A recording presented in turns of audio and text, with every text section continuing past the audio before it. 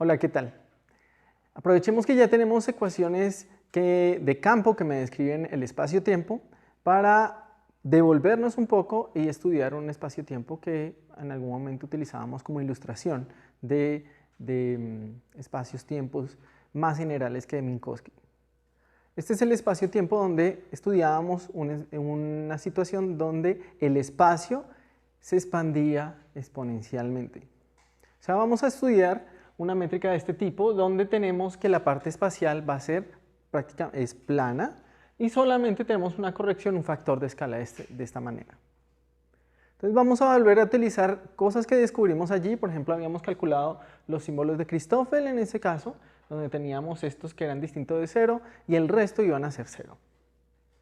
Y ahora yo quiero calcular para este el tensor de Ricci que voy a utilizar en las ecuaciones de Einstein. O sea, lo que yo quiero aquí es utilizar esto como ilustración y ver cómo esto se conecta con las ecuaciones de Einstein. Y para eso necesito el tensor de Ricci. Ahora, antes de ir en detalle al cálculo, quiero mostrar que se puede, desde el principio, con algunos argumentos rápidos de escalamiento, ver qué forma, al menos esquemática, tiene que tener este tensor. Entonces, recordemos, aquí no le he puesto índices, en principio es simplemente el tensor de Riemann. El tensor de Riemann está descrito por derivadas de los símbolos de Christoffel y multiplicaciones o cuadrados de símbolos de Christoffel. Los símbolos de Christoffel en sí, ellos tienen derivadas de la métrica, y entonces lo que tengo es segundas derivadas de la métrica y derivadas de la métrica al cuadrado. Ahora, lo único que depende de las coordenadas aquí es el factor de escala. O sea que si estamos hablando de derivadas de la métrica, entonces lo que tenemos son derivadas del factor de escala, y de la única variable que depende del factor de escala es de la variable o la coordenada temporal. O sea que tengo o bien segundas derivadas del factor de escala o primeras derivadas elevadas al cuadrado. Entonces algo así tiene que tener de forma mi tensor de Riemann. Y ahora cuando introduzcamos inversas de métrica y etcétera, entonces pueden aparecer otros factores extra del factor de escala que también se pueden vislumbrar. Veamos cómo. Entonces, la idea es, pensemos que yo hago un cambio de variables, o sea, voy a hacer un cambio de coordenadas. Voy a saltar a otra carta donde la coordenada temporal es la misma, pero las coordenadas espaciales las he escalado, las he multiplicado por un factor lambda.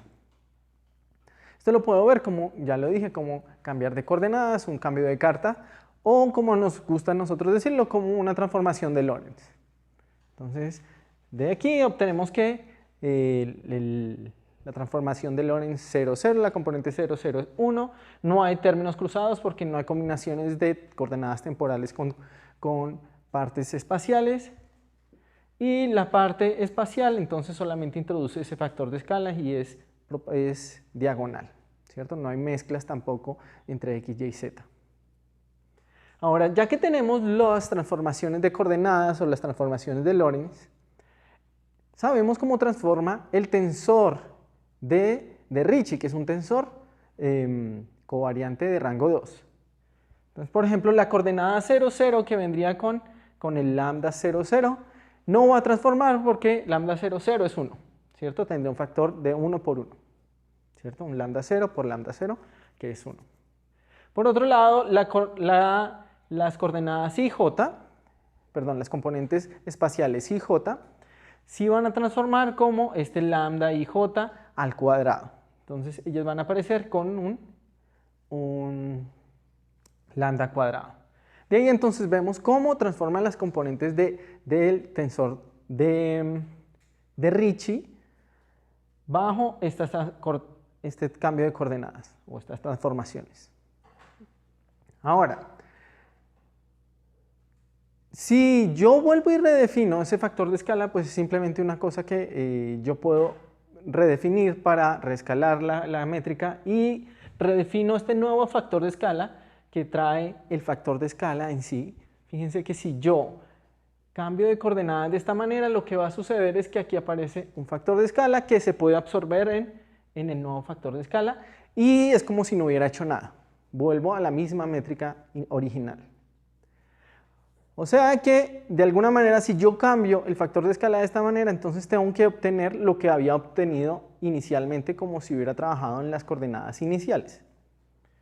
Pero de aquí lo que yo sé es que esto tiene que aparecer un lambda cuadrado. ¿Eso qué me indica? Que, entonces, donde aparecía A punto cuadrado, ya no tengo que introducir más factores de A, porque él solo ya trae estos factores, este factor alfa al cuadrado que me va a introducir este lambda cuadrado. Sin embargo, este que está aquí solo va a introducir un lambda, ¿cierto? El solo, y necesitaría un factor de escala extra que me introduce el otro lambda que yo necesito. Entonces, de esta manera, sin hacer cálculos explícitos de cómo es el tensor de Ricci, puedo ver qué estructura tendría él en general. ¿Sí? Simplemente viendo cómo tiene sus particularidades de transformación bajo un cambio de coordenadas espaciales que son escalamientos. Entonces, esto es como una visión rápida, esquemática de qué forma tendría que tener en general mi tensor de Ricci. Pero bueno, esto simplemente nos permite aquí es ver esquemáticamente cómo es. Ahora, si yo quiero ir, y no es difícil hacerlo, y calcular el tensor de Ricci como tal, pues entonces puedo hacerlo. ¿Por qué lo necesito? Nuevamente porque quiero aplicar las ecuaciones de Einstein que hallábamos la vez pasada, en el caso de una constante cosmológica. Ya vamos a ver por qué. Aquí simplemente la estoy dejando en general. Ya vamos a ver por qué conectar con ese caso de una constante cosmológica distinta de cero. Entonces, esta era la ecuación que yo encontraba antes. Entonces tengo distintas ecuaciones porque tengo índices aquí corriendo. Entonces, por ejemplo, las componentes 0, 0 van a venir con la G00 acá, que es 1. La componente 0, 1 es 0, entonces por eso ni siquiera me preocupé en hablar de ellas aquí.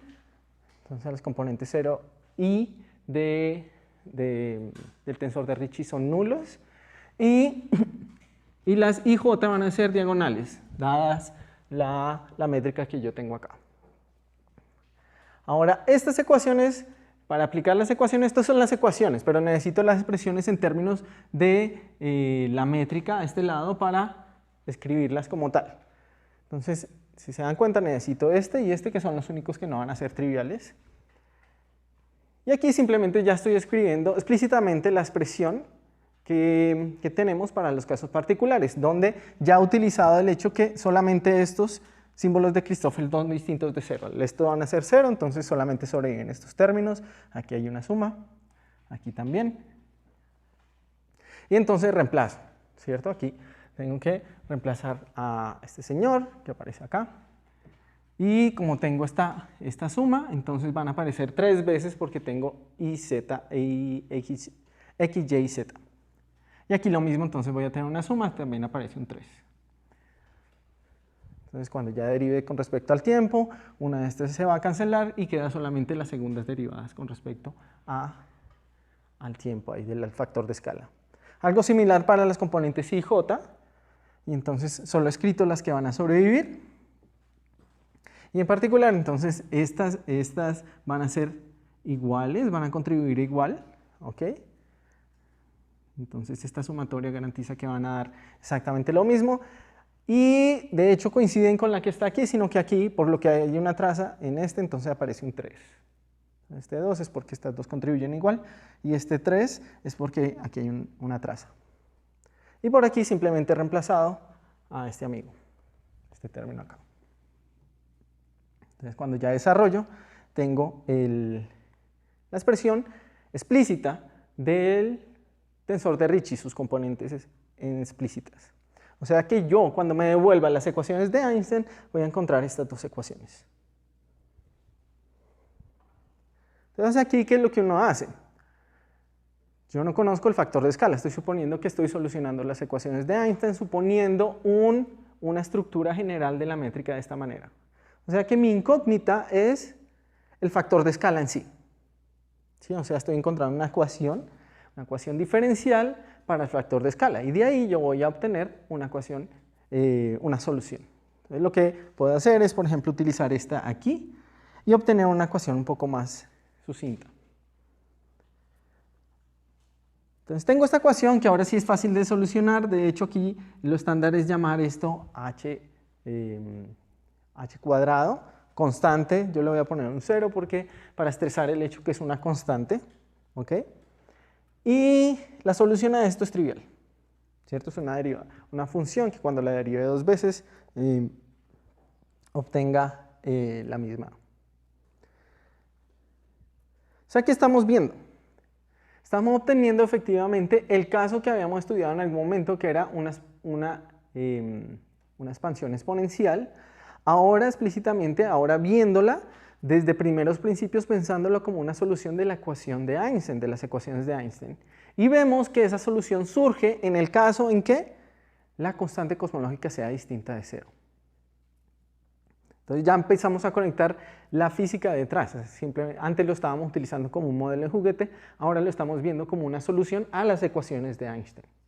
¿Cuándo? Cuando la constante cosmológica es distinta de cero. Y aquí pues esto lo vamos a estudiar un poco mejor cuando estemos viendo cosmología, pero ya podemos hacer algunos comentarios. Por ejemplo, que la constante cosmológica, como habíamos dicho, la habíamos introducido porque era permitida, y si es permitida, pues no tiene sentido simplemente despreciarla. De hecho, eso fue algo que Einstein, inmediatamente después de formular su teoría, trata de describir el universo y ve que el universo en general es dinámico. Y él entonces pues, le molesta un poco esto, introduce una constante en las ecuaciones, como nosotros vimos al final, y ve que esa constante le permite tener universos estáticos. Después, cuando vienen las observaciones de un universo que se expande, entonces decide que ese fue un error craso y la elimina de sus ecuaciones. Lo interesante es que ya son 23 años en que conocemos que el universo efectivamente se está expandiendo de manera acelerada. Y la explicación más sencilla que tenemos para esto es porque existe una constante cosmológica detrás. O sea que lo más posible en el momento es que esa constante cosmológica sí exista y que de hecho sea positiva. Sabemos que las constantes cosmológicas positivas van a generar expansiones exponenciales, o sea, aceleradas.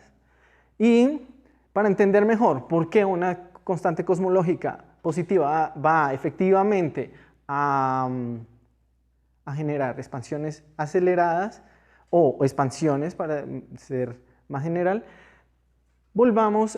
pensemos en sistemas físicos generales. Entonces sabemos, por ejemplo, la primera ley de la termodinámica, que me dice cómo van a cambiar, cómo son las variaciones de la energía interna de un sistema en términos de la presión y cambios de volumen.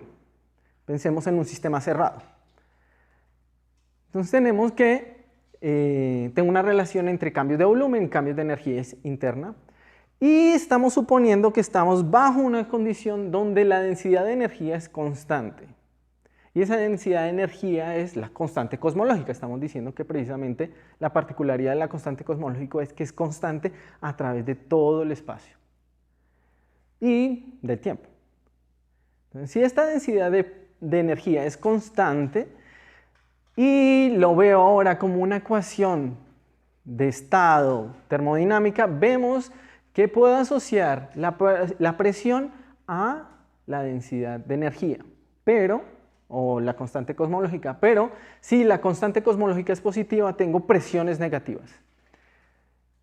O sea que estamos entendiendo esta densidad de energía constante como algo que induce presiones negativas, o sea, que hace que el universo se expanda, y en ocasiones, muchas veces, de manera ligeramente errónea, se dice que el estado de constante cosmológica positiva implica expansiones exponenciales debido a que hay una presión negativa. Realmente lo que sucede es que hay una densidad de energía constante que induce una expansión acelerada del universo. Entonces, nuevamente, resumiendo, viendo la primera ley de la termodinámica como una ecuación de estado y viendo que esto implica que las densidades constantes de energía se pueden ver como presiones negativas, tengo expansiones aceleradas. Ahora, si yo estoy conectando eso con lo que estamos viendo, entonces quiere decir que ya podemos decir cuánto vale la constante cosmológica o la densidad de energía del vacío. Bien, este valor se conoce y es de alrededor de 10 a la menos 3 electronvoltios a la 4, la densidad de energía en volumen y en tiempo. Y es un valor extremadamente pequeño, pareciera. Sin embargo, está sobre todo el universo. Y siendo el universo tan enorme, tenemos que, a pesar de que es una componente muy, muy pequeña, es un valor muy, muy pequeño, sabemos que implica prácticamente 3/4 partes de la energía total que hay en el universo. Y eso es algo dramático porque, como dije, tenemos indicios de que es la explicación más fácil para el universo expandiéndose, pero realmente no tenemos conocimiento del origen de esa constante cosmológica, o sea que de alguna manera es algo que no conocemos. O sea, del universo no conocemos 3/4 partes. Si le sumamos la energía, la materia oscura, entonces tenemos además que esa parte tampoco la conocemos y tenemos prácticamente desconocimiento total del universo, solamente una pequeña parte como el 5%. El misterio de esta constante cosmológica se sigue, es además grande, no solamente porque no sabemos muy bien cuál es el origen, sigue habiendo debates, porque además yo introduje esa constante cosmológica en una acción clásica. En principio, yo quisiera pensar esto como que también es afectado por la cuántica. Y las correcciones cuánticas sabemos que afectan enormemente estos términos escalares en las acciones. En particular, esperamos que estos términos escalares naturalmente tuvieran valores como la escala de Planck. Y la escala de Planck, o sea, si yo pienso ya mecánica cuántica, el valor natural de la constante cosmológica debería estar en los órdenes de la escala de Planck, y la escala de Planck está 120 órdenes de magnitud por fuera del valor que yo estoy midiendo. O sea, ese valor insignificante que antes estaba ahí mencionando, no solamente es muy pequeño, pero importante a nivel cosmológico, sino que además no tenemos ni idea por qué es tan pequeño. Es algo que todavía está abierto para la ciencia y probablemente las observaciones próximas en cosmología y los desarrollos teóricos próximos puedan dar luces a esta respuesta. Entonces hoy lo que estuvimos haciendo fue ilustrar una cosa que inició como un modelo de juguete y que al final resultó ser no solo una solución a las ecuaciones de Einstein más sencillas que hemos elaborado, sino que también parecen describir el universo como lo observamos, que son una constante cosmológica. La próxima vez estaremos jugando con las ecuaciones de Einstein y suponiendo soluciones que tengan simetría esférica. Así que nos seguiremos viendo. Hasta luego.